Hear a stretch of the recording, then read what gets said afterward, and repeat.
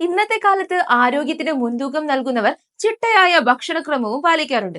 പഴങ്ങളും പച്ചക്കറികളും അടങ്ങിയതാണ് ആരോഗ്യകരമായ ഭക്ഷണ രീതി. എന്നാൽ പലർക്കും വീട്ടാവശ്യങ്ങൾക്കായി പഴങ്ങളും പച്ചക്കറികളും നട്ടുവളർത്തി ഉപയോഗിക്കാനുള്ള സമയം ലഭിക്കാറില്ല. അതിനാൽ തന്നെ കടകളെ ആശ്രയിക്കാതെ മറ്റു വഴികളുമില്ല. അത്തരത്തിൽ കടകളിൽ നിന്നും പച്ചക്കറികളും പഴങ്ങളും വാങ്ങുമ്പോൾ അതിൽ സ്റ്റിക്കർ ഒട്ടിച്ചിരിക്കുന്നത് കണ്ടിട്ടുണ്ടോ? എന്താണ് സ്റ്റിക്കർ കൊണ്ട് ഉദ്ദേശിക്കുന്നതെന്ന് ചിന്തിച്ചിട്ടുണ്ടോ?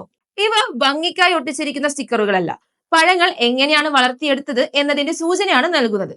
ഇവ ഫ്രൂട്ട് സ്റ്റിക്കർ കോഡ് എന്നാണ് അറിയപ്പെടുന്നത്. കൂടാതെ ഇതിനെ പ്രൈസ് ലുക്ക് അപ്പ് കോഡ് എന്നും വിളിക്കാറുണ്ട്.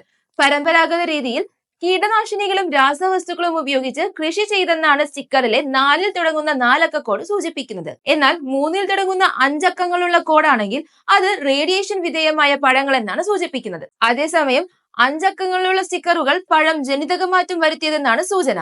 8 എന്ന സംഖ്യയിൽ തുടങ്ങുന്ന കോഡുകളായിരിക്കും ഇത് സൂചിപ്പിക്കുന്നത്. 9-ൽ തുടങ്ങുന്ന 5 അക്ക കോഡുകളുള്ള പഴങ്ങൾ ജൈവ രീതിയിൽ വളർത്തിയെന്നാണ് സൂചിപ്പിക്കുന്നത്.